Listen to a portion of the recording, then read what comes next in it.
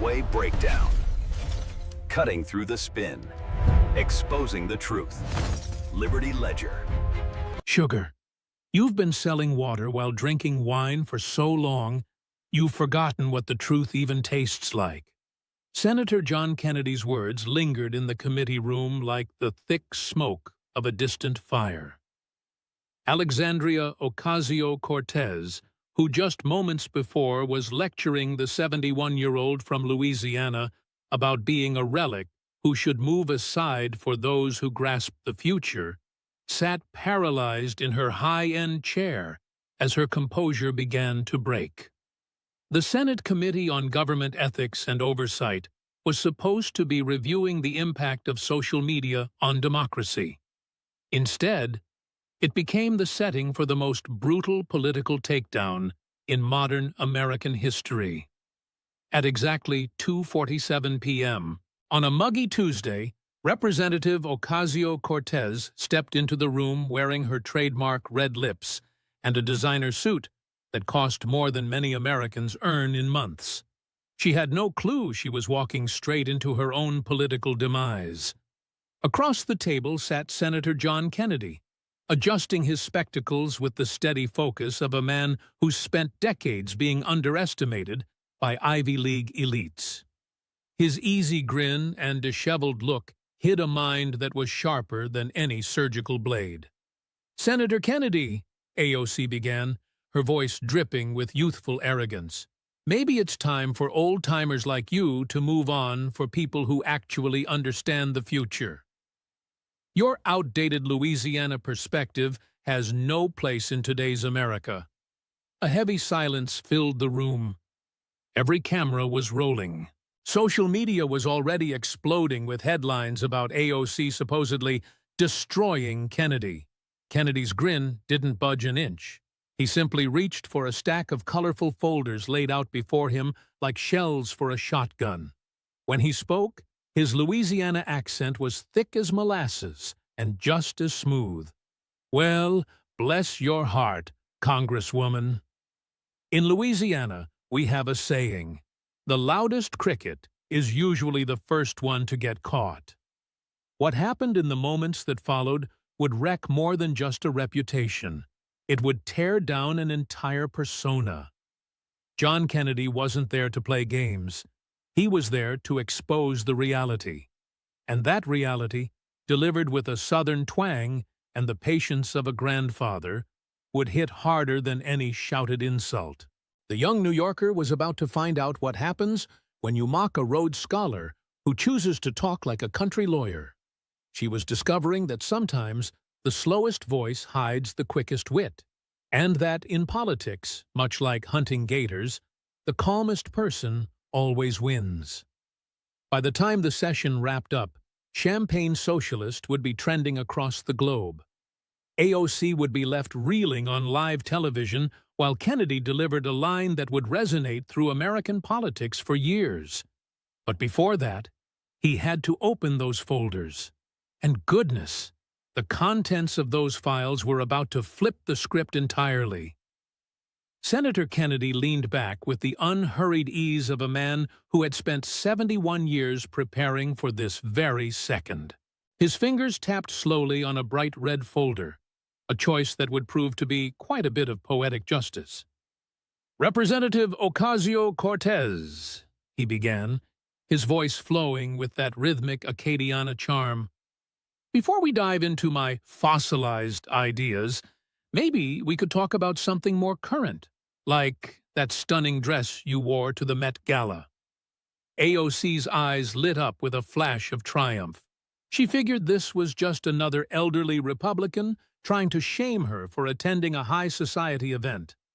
She'd used this exact trap to take down dozens of opponents before. "Of course you'd bring that up, Senator," she snapped back, leaning into her microphone. "I wore 'tax the rich' on that gown specifically to make a political point. Unlike you, I actually stand for something." Kennedy's grin grew just a fraction wider. "Oh, I definitely remember that dress. It was a beautiful piece. Aurora James designed it, didn't she? Truly lovely work. Now, I'm just a simple country lawyer, but I decided to do a little digging. Kennedy opened the red folder with agonizing slowness. That dress, according to the designer's own Instagram, which I hear the kids still use, was valued at $35,000. That one gown was worth $35,000. A murmur swept through the room. AOC's perfectly made-up face showed the first sign of genuine panic. It was a loan. Oh, I'm sure it was a loan share. Just like that $30,000 ticket to the event was a loan. Just like the private limo ride was a loan. Just like those $995 Yves Saint Laurent heels were a loan. Kennedy's accent got deeper with every word he spoke. It seems you're doing quite a bit of borrowing from the wealthy for someone who wants to tax them out of existence. He pulled out a photo of AOC at the after-party, glass in hand, laughing with tech billionaires. "This right here is my favorite part," Kennedy went on. "See that man you're hugging? That's Michael Bloomberg. He's worth $82 billion. And that lady to your left, that's Laurene Powell Jobs. His net worth is a cool $21 billion. That man buying you champagne is a hedge fund manager who got rich by shorting working-class mortgages." AOC swallowed hard, her throat visibly tightening. Those discussions were about— Oh, I know exactly what they were about. Kennedy pulled out a document. This is a campaign donation record from 3 days after the Met Gala, right when those mysterious funds started flowing in. It shows $50,000 from an LLC registered in Delaware. Another $75,000 came from a foundation that leads back to— well, would you look at that? It's the very same hedge fund manager from the party. The sound of shutters clicking filled the sudden silence. On C-SPAN, viewers watched AOC's confident smirk transform into a look of pure panic. "But here's what really gets under my skin," Kennedy said, his voice taking on a sharp edge. "While you were sipping champagne in a dress that cost more than a teacher's annual salary, your own district in Queens had the highest unemployment rate in New York. Did you know that, darling?" He produced another document. "Maria Santos, a single mother of 3 from your district, lost her job during the pandemic and applied for assistance. Do you know what your office told her? They said resources were limited, yet somehow there were resources for a $35,000 statement dress." AOC tried to speak up. "That is completely different." "Is it?" Kennedy's voice was soft now, dangerously calm in its gentleness. "Because I have Ms. Santos waiting right outside. Would you like to explain to her how a borrowed dress helps her feed her children?" The committee room fell deathly silent, except for the sound of AOC's heavy, rapid breathing. "You know what we call it in Louisiana when someone lectures about the poor while partying with billionaires?" Kennedy asked. "We call it Sunday service at a casino. There's a lot of praying, but the house always wins." He softly shut the red folder. "That's only folder number 1, Representative. We've still got 6 more to go." AOC's chief of staff was typing frantically on her phone. Her communications director had turned ghost pale. The hashtag #Champagne Socialist had already started to trend. Kennedy adjusted his glasses and flashed that grandfatherly smile that had tricked so many opponents over the years. "Now, sugar, you were saying something about fossils, because from where I'm sitting, the only thing fossilized here is your integrity. But don't you worry, we're just getting started." He reached for the green folder, and AOC's hands shook visibly as she reached for her water glass. The Southern gentleman had set his trap, and the young revolutionary had walked right into it. The feeding frenzy had begun. Kennedy opened the green folder with the surgical precision of a doctor preparing for an operation. The color choice was intentional, just as calculated as everything the old Louisiana fox did. "Now, Representative," he began, his voice tinged with grandfatherly disappointment. Let's talk about saving the planet. That's your signature issue, isn't it? The Green New Deal. AOC sat up straight, regaining her composure. Climate change was her home turf.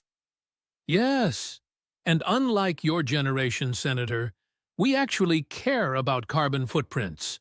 Kennedy cut her off gently, because I have yours right here. He pulled out a spreadsheet that was lit up like a Christmas tree. There were red numbers all over the page. In the last 12 months, you've taken 200 rides, and not on public transit, mind you. We're talking private cars. He adjusted his glasses. Your average trip was 14 miles. Total carbon emissions, 23,000 pounds of CO2. AOC's face turned bright red. The nature of my work requires... Oh, I understand completely. Kennedy nodded with mock sympathy. That's why you took a private jet to the climate conference in Copenhagen. And the one to Davos. And the one to where was it again? Oh, right, Coachella. I'm sure there was very important climate work happening at Coachella. He certainly produced those flight records with the methodical patience of a prosecutor. These private flights dumped more carbon in 6 months than the average American family does in 10 years. But I'm sure you bought carbon offsets for them. Silence. No? Well, maybe you were just too busy. Kennedy produced a printout of an Instagram post. This is you at a climate protest last month. It's a beautiful sign. There is no Planet B. It's very moving. He pulled out another photograph. This is you leaving that same protest in a black Suburban. Not even a hybrid, but a full-on, gas-guzzling Suburban. Your assistant posted it by mistake before deleting it, but the internet never forgets. The committee room was alive with whispers now. Reporters were live tweeting every single revelation. But here is my personal favorite. Kennedy continued, pulling up a video. This still image is from your own documentary about climate change. Do you remember the scene where you're riding the subway to show how we all need to use public transit? AOC gave a weary nod. Well, your camera crew, God bless them, they kept the cameras rolling after the scene ended. He hit the play button on his tablet. The footage captured AOC rushing out of the subway, griping about the odor, and hopping straight into a waiting SUV. You know that smell you were just complaining about? Kennedy asked in a low voice. That's exactly what everyday workers face while you're lecturing them from the back of an Uber. He produced yet another document. These are emails from your own travel coordinator. Let me just share this specific one. It says, AOC refuses to fly commercial and demands private jets for any trip over 200 miles. Now, that's quite the example of climate change leadership, but Kennedy was just getting started. He held up a utility statement. This is for your place in D.C., not the one in New York. That's a different mess entirely. Your monthly electric usage hit 3,240. The typical bill for a place that size is only $89.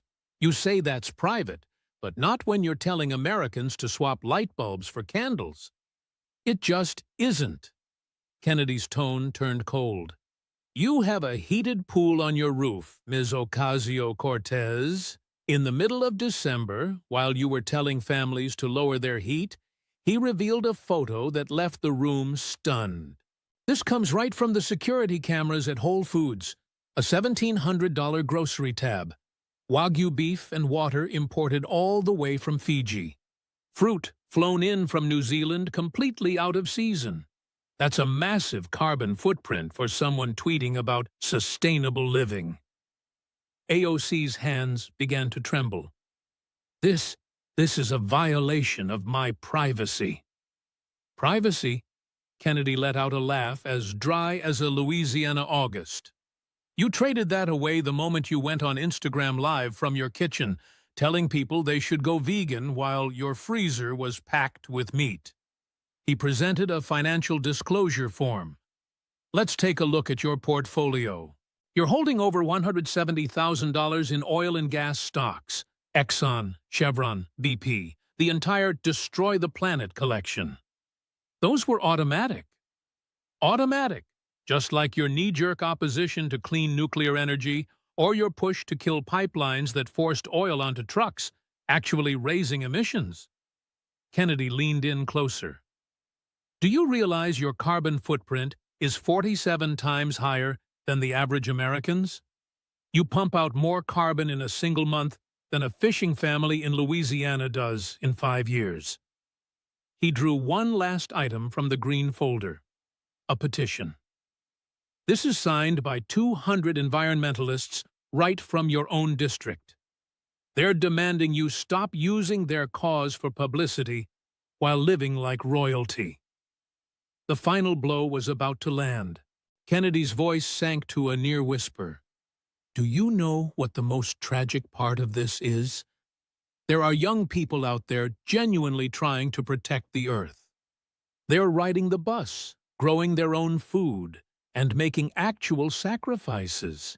And then there's you, preaching about water while drinking wine, flying private, and tweeting to the masses, living like Marie Antoinette while playing the part of Joan of Arc.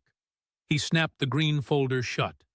Back in Louisiana, we have a name for that behavior. We call it environmental blackface. You're treating the cause like a costume, mocking the very people who actually believe in it. Green New Deal grift started trending across the globe. AOC's own environmental allies were already putting out statements to distance themselves from her. Her hands trembled as she reached for her phone, but Kennedy was already grabbing the yellow folder. Now, sugar, he said, flashing that menacing grin. Let's discuss where the money for that jet fuel really originated, because campaign finance fraud is where things get truly fascinating. The yellow folder appeared to glow beneath the bright committee lights. Kennedy opened it with the solemnity of a preacher opening a Bible, if that Bible were filled with evidence of federal crimes. Representative Ocasio-Cortez. Kennedy began his slow drawl, turning her name into a rhythmic accusation. You've made quite a name for yourself as a champion of campaign reform, cleaning up politics, and pushing for transparency. AOC's jaw clenched. She spotted the trap, but was powerless to escape it. So imagine how shocked I was, Kennedy went on, holding up an FEC report. I found you've been running what we call a political crawfish boil back home. Nothing but empty shells until you crack them open to see what's inside. He spread the documents out like a card dealer showing a winning hand. Let's look at your Chief of Staff's consulting firm, Brand New Congress, LLC. Quite a clever name. You funneled $1.7 million in campaign funds to them. Now, on the surface, that's perfectly legal. As legal as a fox guarding a henhouse, perhaps. Kennedy gave a thin smile. You see, that money was then moved to another company, also run by your Chief of Staff. Then to another, and another. Just like a carnival shell game. Except the carnival is Congress, and the shells are LLCs. He pulled out the bank records. By the time we followed the money trail, and man, did it take some tracking, nearly $900,000 ended up in personal accounts, including $27,000 sent straight to your live-in boyfriend for consulting. A collective gasp swept through the room. Now, I'm just a simple country lawyer, Kennedy went on, but where I come from, using campaign funds to pay your boyfriend is like tipping yourself at your own restaurant. It just isn't done. He presented even more documents. Now, this is about to get spicier than a bowl of jambalaya. Your campaign records show you paid $15,000 for event catering. However, the caterer says they only received $3,000. So, where did that other $12,000 vanish to? Kennedy didn't wait to answer. It went right into a Venmo account belonging to your assistant, who then sent it to you with a memo that, and I'm quoting here, said, "For the Gucci Fund." Now, I might not know much about fashion, but I'm pretty sure Gucci doesn't make campaign buttons. AOC's face drained from a bright red to a ghostly white. Her chief of staff was leaning over, frantically whispering to her lawyer. "But hold on, there's even more," Kennedy said, sounding like a high-stakes game show host. "Remember those small-dollar donations you're always so proud of? Those $27 contributions from everyday working people?" He held up a detailed analysis. "Funny thing is, when we tracked those credit cards, about 40% of them didn't even exist. Fake names and fake addresses, yet the money was very real. This was cash traced back to 3 union PACs that sliced up large donations into tiny pieces. In the financial world, that's called smurfing. In the eyes of the law, it's also called a felony. The mountain of evidence just kept growing. Here's $200,000 meant for community outreach that went to a company owned by your second cousin. That company's registered address turned out to be nothing but a vacant lot in the Bronx. It's pretty tough to do outreach from an empty field, but I guess anything is possible." Kennedy pulled out a photograph. "This is you at a campaign strategy meeting down in Miami. Seems like a strange spot for a New York campaign. Even stranger, it happened right during Art Basel. And that $4,000 a night hotel bill was picked up by campaign funds. Apparently, you were meeting with donors at Club E11 even at 3 in the morning. Kennedy held up the receipts. $7,000 in bottle service, all billed as volunteer appreciation. Those must have been some very appreciated volunteers. But the real bombshell was still to come. Kennedy pulled out a sealed envelope stamped with the Department of Justice seal. "This landed on my desk just yesterday. It's a target letter, informing me that your campaign is under federal investigation for wire fraud, money laundering, and conspiracy." AOC her feet. "This is nothing but a witch hunt. Sit back down." "In that chair," Kennedy commanded firmly. "We aren't finished yet." He produced the most damning evidence yet. A string of text messages between AOC and her chief of staff. These were leaked by a whistleblower right from within your own campaign. Let me read these. "We need to shift another $50K through the LLC. Make it look like media buys." And your response? "Just make sure it's untraceable. I need a new place in D.C. The texts only got darker from there. They discussed wiping evidence, coaching witnesses, and concealing money transfers. Every single message was time-stamped and verified. "You want to know what the real tragedy is?"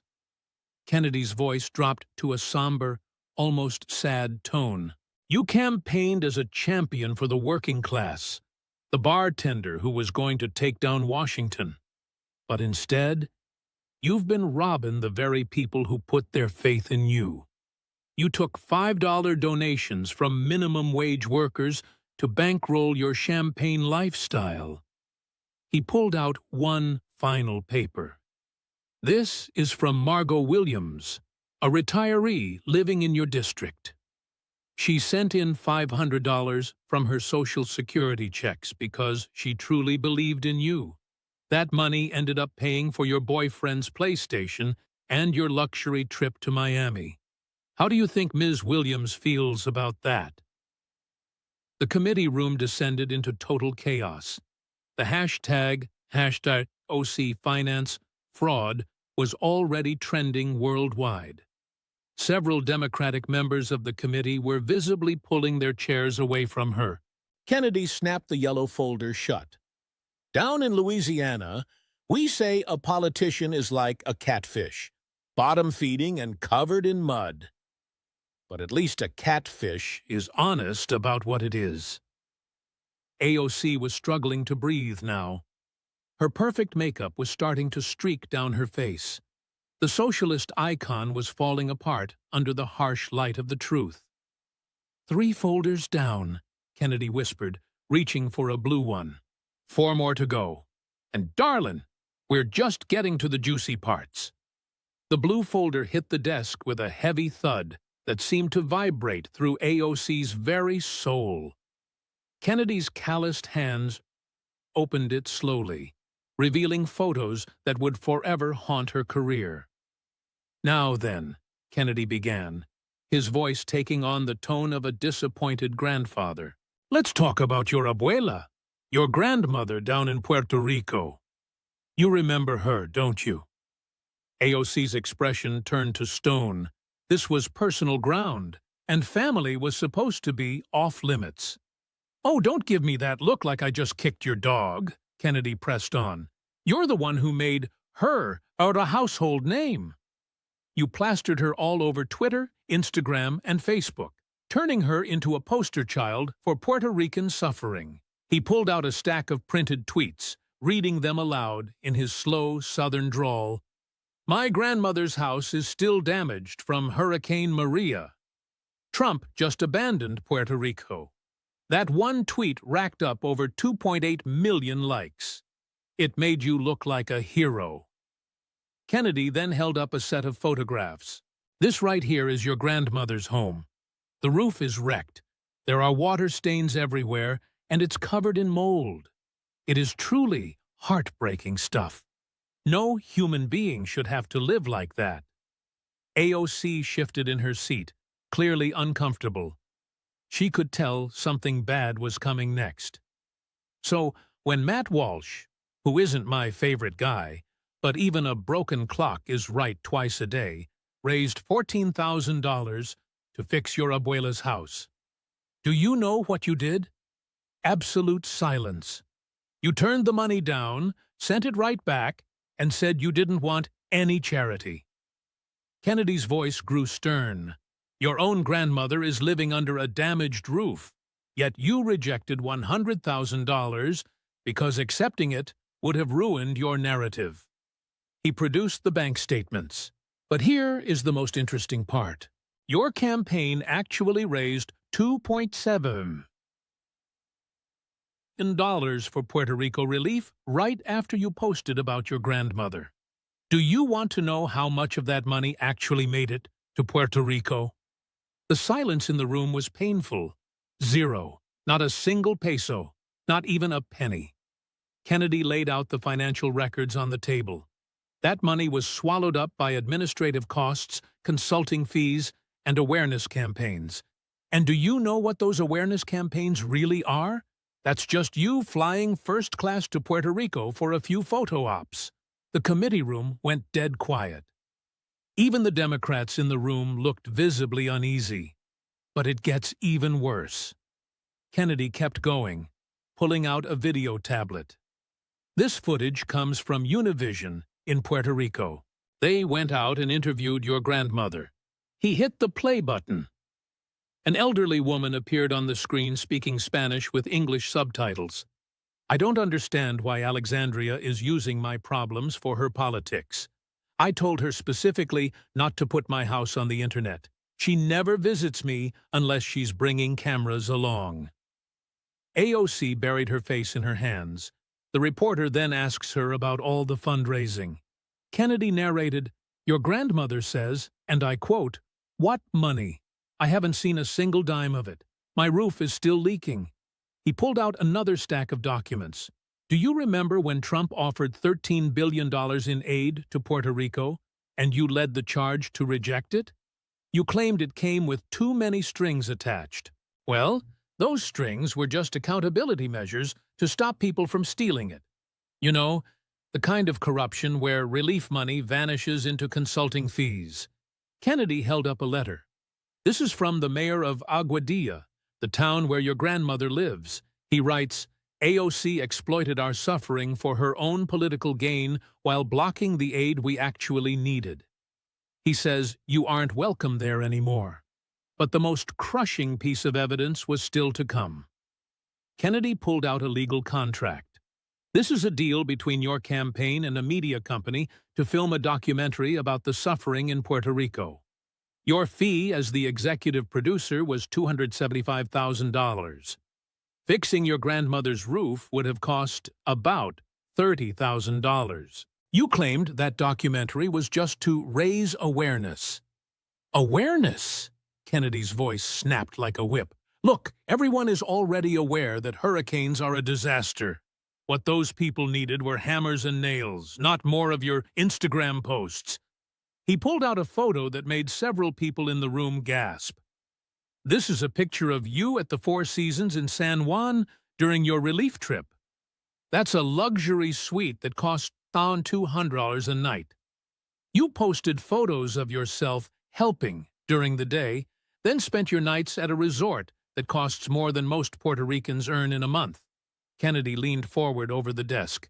Do you want to know what really gets under my Louisiana skin? My home state gets hit by hurricanes too. When Katrina hit us, do you know what we didn't do? We didn't use our grandmothers as political props. We just went out and fixed their damn roofs. He held up one final document.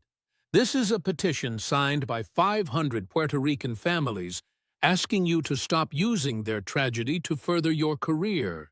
They call you La Vendida, the sellout. The most devastating moment came when Kennedy's voice dropped to a quiet whisper. Your grandmother is 78 years old. She was the one who raised you when your father wasn't around. She spent her life scrubbing floors just so you could have a better life. And you turned her into a prop for Twitter while refusing the help that would have fixed her home. He held up one last photograph. This was taken just last week. Your grandmother's house still has nothing but a tarp for a roof. But then there's this. He held up a different photo. This is your brand new Tesla, which cost you $97,000. That money could have paid for 3 new roofs for your abuela. But I guess some things are just more important to you than family. The committee room was thick with a sense of disgust. Even AOC's allies couldn't find a way to defend this. Kennedy snapped the blue folder shut. Back in Louisiana, we have a saying. You can judge a person by how they treat their own grandmother. Well, sugar, the verdict is in, and it's not a pretty sight. AOC sat slumped in her chair, her designer blazer wrinkled and her polished image crumbling just like her grandmother's ceiling. That's 4 down, Kennedy said, reaching for a purple folder. 3 more to go. Let's talk about those 25,000 jobs you killed in Queens, because that's where this gets really ugly. The purple folder felt heavier than the rest, weighted down by the shattered dreams of 25,000 families. Kennedy opened it with the somber gravity of a man reading from a casualty list. Representative Ocasio-Cortez, he began, let's discuss your big victory, driving Amazon out of New York. You took to Twitter to celebrate, calling it a major win for the working class. AOC sat up a bit straighter, a flicker of defiance in her eyes. We put a stop to corporate welfare. You put a stop to 25,000 jobs, Kennedy interrupted, his voice as sharp as a bayou blade. Right there in your own district, in one of the most struggling areas of New York. But let's break this down nice and slow, like we're explaining math to a mule. He pulled out the economic impact reports. Amazon was set to bring its second headquarters right to Long Island City. The average salary was $150,000. There were jobs for everyone, from janitors to high-level engineers. It was the kind of massive opportunity that completely transforms a community. Kennedy laid out a map. This is your district right here. You have a 21% unemployment rate among young adults, The median income is only $44,000. Amazon would have essentially doubled that overnight. They were asking for $3 billion in tax breaks, she countered. No, ma'am. That's where you're either lying or you just can't do the math. Kennedy's patience was clearly wearing thin. Those weren't stacks of cash being handed over as a gift. They were tax credits based on the taxes Amazon would actually be paying. If Amazon pays $10 billion in taxes, they get $3 billion back in credits. That still leaves New York with $7 billion in revenue it never would have seen. That isn't corporate welfare. That is what we call an investment. He pulled out a video tablet. This is from the party you threw after Amazon pulled out. There you are, popping bottles of champagne. While you were celebrating, let me show you what was actually happening in Queens. The footage switched to a local community center. A middle-aged Latino man was there, tears in his eyes. My son just finished his degree in computer science. This job would have changed our entire lives. Now, he's just hoping to get a job at Target. Another clip played. It showed a black woman in her 50s. I've been cleaning offices for 30 years now. Amazon would have needed hundreds of cleaners making $25 an hour plus benefits. Instead, I'm still stuck at $15 with no health insurance. Kennedy's voice turned heavy. Those are the people you represent. You chose champagne over the futures of their children. But the evidence became even more damning. Kennedy produced the delivery logs. Here's an interesting thing about your Amazon boycott. These are the shipping records for your office in D.C. You've received 2,847 Amazon packages in just the last year. It's everything from basic office supplies to that $400 espresso machine. He then pulled out the credit card statements. Your personal Amazon Prime account shows $78,000 in spending since you defeated them. That even includes the very device you used to tweet about your victory. That's different. Different as a fox guarding a hen house. Kennedy produced even more documentation. This part is truly special. These are internal Amazon emails that were released during a lawsuit. They show that after you ran them out of New York, they built the exact same facility in Virginia. Same jobs, same everything. The only difference is that those 25,000 jobs went to Virginia instead of your own district. He pulled out the latest unemployment statistics. Long Island City now suffers from the highest youth unemployment in all of New York. Local businesses that poured money into renovations expecting Amazon customers have gone bankrupt. That Puerto Rican family who put their life savings into a food truck for the Amazon campus lost everything. Kennedy held up a petition. This is signed by 15,000 Queens residents begging you to apologize and try to bring Amazon back. Your response was to block every single one of them on Twitter. But the worst part was still to come. Kennedy pulled out a stack of union letters. These came straight from the labor unions. You know, the people who are supposed to be your base. Construction workers, electricians, and plumbers are all livid because you cost them thousands of union jobs. The Teamsters alone would have seen 2,000 new positions. He read from one letter.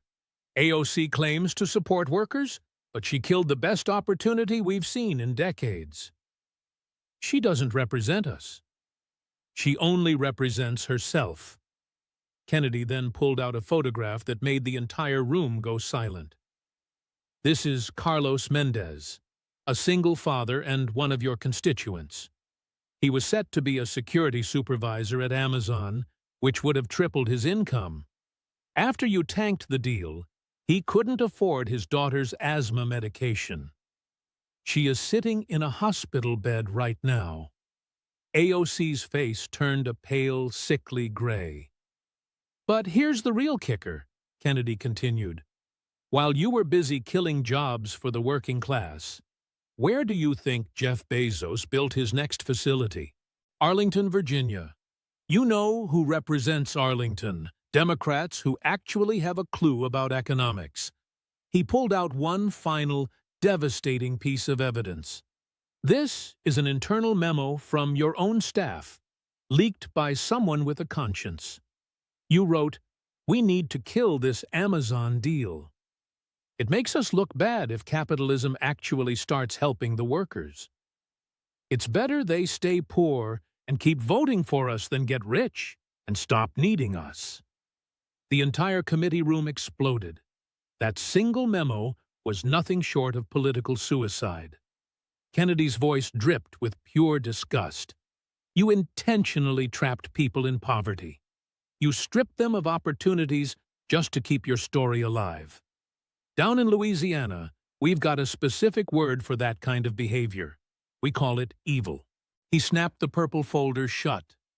You were out celebrating while families back home didn't have enough to eat. You were popping champagne corks while people's dreams were falling apart. You posted about victory on Twitter while the people you represent were signing up for food stamps. It all happened because you valued your socialist brand more than their real lives. AOC was in tears by now, with dark streaks of makeup running down her face. But Kennedy was far from finished. "2 folders left," he remarked, reaching for the orange one. "Let's discuss how a simple bartender turned into a millionaire while lecturing everyone about income inequality. Because, honey, this is the moment where your socialism runs straight into Swiss bank accounts." That orange folder was glowing like a sunset, or more likely, like the sunset of a political career. Kennedy pried it open with the patience of a man enjoying a fine wine, assuming that wine was fermented in pure hypocrisy. Now, Representative Kennedy started to adjust his glasses. "Let's talk about that income gap. That's your main talking point, right? The socialist bartender out there battling for economic justice." He drew out a financial disclosure form. "According to this, your net worth was only $50,000 when you first joined Congress. It was modest and relatable. Exactly the kind of story people buy into." Then Kennedy pulled out the updated records. "Here's your net worth today, $2.1 million. That's one hell of a return on investment for just 3 years of serving the public." Even Bernie Madoff would be stunned by those numbers. AOC attempted to cut in, but Kennedy simply raised his hand. "Let me break this down like I'm talking to my own grandkids. Your salary as a member of Congress is $174,000. Once taxes are taken out, you're looking at maybe $120,000. Over 3 years, that adds up to $360,000, yet somehow you've managed to pile up $2.1 billion. He spread out bank statements across the table like a dealer shuffling cards. "Let's take a look at these book deals. For the Green New Deal, you got an $850,000 advance. The sales numbers show it only sold 11,000 copies. That means you were essentially paid $70 for every single book sold. Not even Stephen King pulls in numbers like that. You might say book advances are just standard practice, as standard as a $3 bill." Kennedy then pulled out the actual contracts. "Your second book, Tax the Rich, landed a $1.2 million advance. And the thing hasn't even been written yet. Most publishers expect to see a manuscript before handing over 7 figures. Unless, of course, they're paying for something else entirely." Next, he produced records from her speaking engagements. Harvard University paid you $125,000 for a 30-minute speech on income inequality. That works out to over $4,000 a minute, just to tell wealthy kids that being wealthy is wrong. The irony there is thicker than a summer day in Louisiana. Kennedy then pulled out property records. Now, this is where it gets interesting. You purchased a $1.2 million apartment in D.C. as a straight cash buy. No mortgage whatsoever.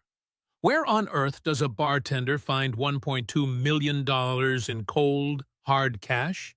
Even more documents started appearing. Oh, wait, here we go. A wire transfer from a consulting firm that, surprise, surprise, leads right back to the same unions pumping money into your campaign. It looks like they're great at spreading the wealth, just as long as it isn't going to their own members. But my personal favorite, Kennedy said with a grin, is your investment portfolio. The woman who wants to tax the wealthy until they're gone has $400,000 sitting in the stock market. It's not in sustainable green energy startups. It's not in worker cooperatives. It's in Apple, Google, and Microsoft, the very tech giants you constantly attack. He held up the trading records.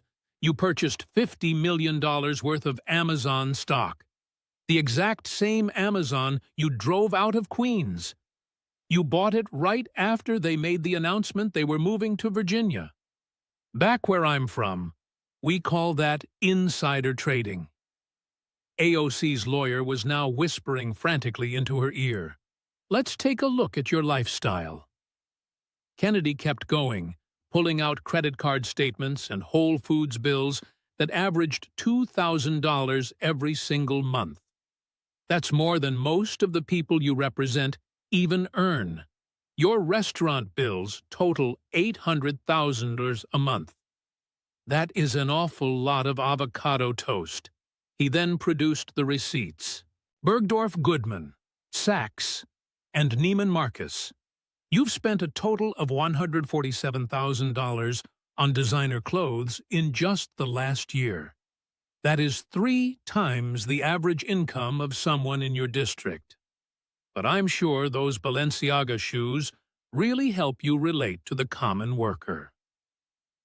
Kennedy then brought out the travel records. Nothing but first-class flights everywhere you go. You're staying in 5-star hotels. A socialist staying at the Ritz-Carlton is about as believable as a vegan who owns a steakhouse. It just doesn't add up. But here is the part that truly gets to me. Kennedy's voice turned cold and hard. While you're living the life of a Kardashian, the people you represent are suffering. They have the highest poverty rate in all of New York. Families are having to choose between paying the rent or buying food. And there you are, spending their entire year's income on luxury handbags. He then pulled out an especially damaging photograph. Here you are, at a $35,000 per plate fundraiser over in Martha's Vineyard. This was the very same night you were tweeting about obscene wealth. You were literally dining on caviar while posting tweets about income inequality. Finally, Kennedy pulled out her tax returns. You paid a total of $42,000 in taxes last year. You pay an effective tax rate of just 6%, the very same figure you label criminal when billionaires pay it. But I suppose dodging taxes is only a sin if you're a Republican. The fatal blow was about to land. Kennedy held up a file clearly labeled Panama Papers, your very own financial advisor. Indeed. It seems even socialists use them now to hide money in offshore accounts in the Cayman Islands. There is $400,000 sitting untouched, bypassing the exact taxes you demand everyone else pay. AOC was in tears now, her radical persona falling apart completely. Do you want to know what the most tragic part is? Kennedy spoke with a voice that was almost soft. There are true socialists in this world, people who live by their principles, share what they have, and truly stand up for the working class. Then there's you, a champagne socialist who makes even Bernie Sanders look like a hardline Marxist. He produced one last piece of evidence, a photo taken right in her own district. This is the queue at a Queens food bank just last week, only 2 blocks away from your $1 million luxury apartment. These people believed in you, cast their votes for you, and gave you their trust. Yet you've built your wealth on their pain. Kennedy snapped the orange folder shut. Back in Louisiana, we have a saying that you can't be both a prophet and a profiteer, but you've somehow managed to be both by preaching about poverty while living a life of greed. He reached for the final folder, a deep blood-red color. Let's go one more round, darlin'. It's time we talk about the people who died because of your policies. Because this has moved far beyond just being about money. This is about the blood that is now on your hands. The crimson folder lay on the desk, staring back like a silent accusation. Kennedy gazed at it for a long beat before opening it, as if the gravity of what was inside demanded a moment of silence. Representative Ocasio-Cortez. He started speaking, his voice stripped of all its southern charm and replaced with the heavy tone of a judge handing down a sentence. Everything we've gone over today, the greed, the deception, the betrayal, all of it is nothing compared to what sits in this folder. He opened it slowly, revealing crime scene photos that forced several committee members to turn their heads. This is Maria Rodriguez, a 34-year-old mother of 3, murdered by an illegal immigrant who was arrested 5 times in your district but released every single time due to your sanctuary city rules. AOC's face drained of all color. That's not... This is 17-year-old Jamal Washington. He was shot dead with a weapon that was smuggled across the very border you refused to lock down. His mother pleaded with your office for help regarding local gang violence. Your staff simply told her to go join a protest instead. Kennedy's voice remained calm and unwavering. This is Sophie Chen, a 22-year-old NYU student, who was raped and murdered by someone who should have been deported 3 years ago, but wasn't because of the laws you championed.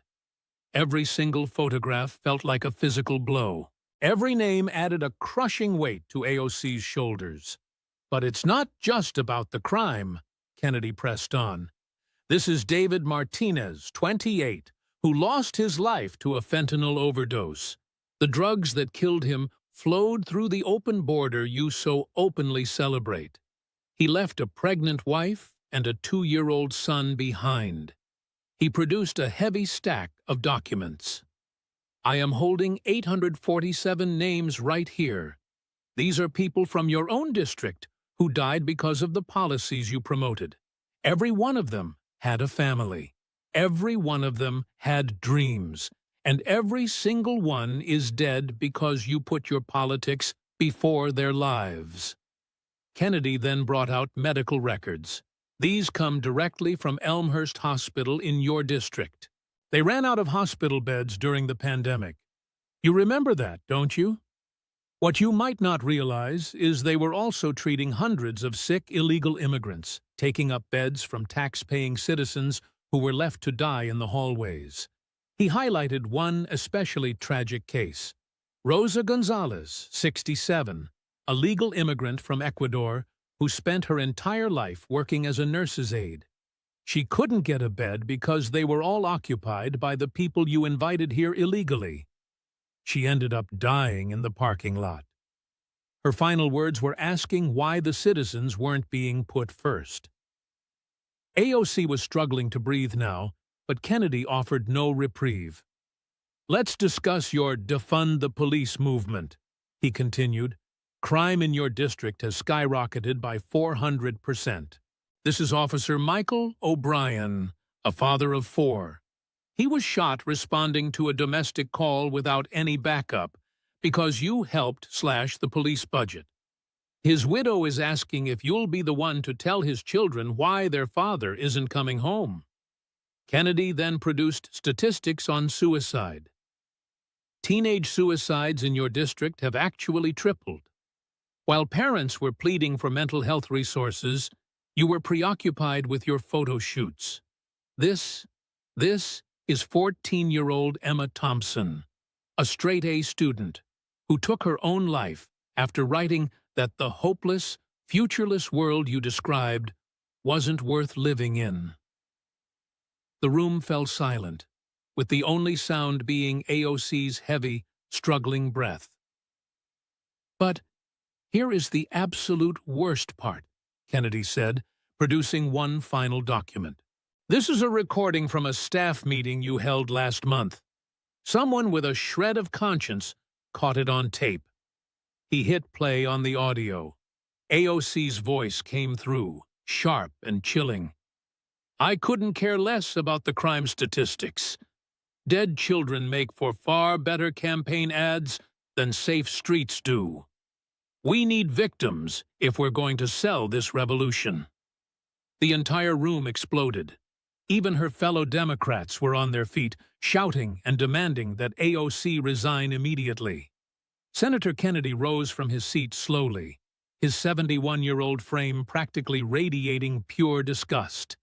Young lady, I've been navigating the halls of politics since before you drew your very first breath. I have witnessed my fair share of corruption, greed, and sheer stupidity, but I have never encountered a brand of evil quite like this. He began calmly gathering his folders. You had the nerve to call me a fossil. You told the world I should just step aside. Well, it looks like this old fossil just showed the world exactly who you are. You are nothing but a monster who lined her pockets on the graves of the very people you swore to protect. AOC tried to stand up, but collapsed back into her chair, sobbing uncontrollably. Her own staff had already turned their backs and abandoned her. Even her lawyer was busy packing up his things. She was completely on her own. Kennedy landed his final blow with the cold, quiet precision of a man who had seen far too much. Sugar, you've been selling water while sipping on fine wine for so long that you've forgotten what honesty even tastes like. But the worst part is, you forgot that public service is about helping the people, not leading them like lambs to the slaughter. He turned to walk away, then stopped in his tracks. Oh, there's one more thing. The FBI is waiting for you right outside. It turns out that campaign finance fraud is a serious federal offense. So is inciting a riot. In fact, quite a bit of what we covered today is highly illegal. Almost as if on cue, federal agents marched right into the committee room. AOC's quiet sobbing escalated into full-blown screams as they began reading her rights.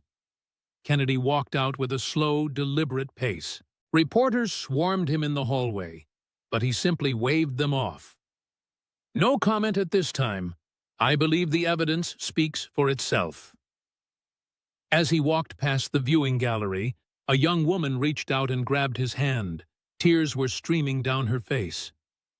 Thank you, she said in a broken whisper. My brother's name was one of those 847 on your list. Thank you for finally making her answer for what she's done. Kennedy gave her hand a gentle, comforting pat. Justice isn't always a pretty sight, Cher, but it is absolutely necessary. Within minutes, the massive exposure was the top trend across the globe. The video of AOC's total meltdown, hyperventilating with her makeup smeared as she was read her rights, became the most watched political clip in history. Over at CN, Anderson Cooper appeared visibly rattled by the news. What we are seeing right now is the total destruction of a political icon. The proof laid out by Senator Kennedy is simply undeniable. Not even MSNBC could find a way to spin this story. Rachel Maddow actually opened her broadcast in tears. I really believed in what she stood for. I think we all did. How in the world did we miss the signs? But the real story was the reaction coming from AOC's own district.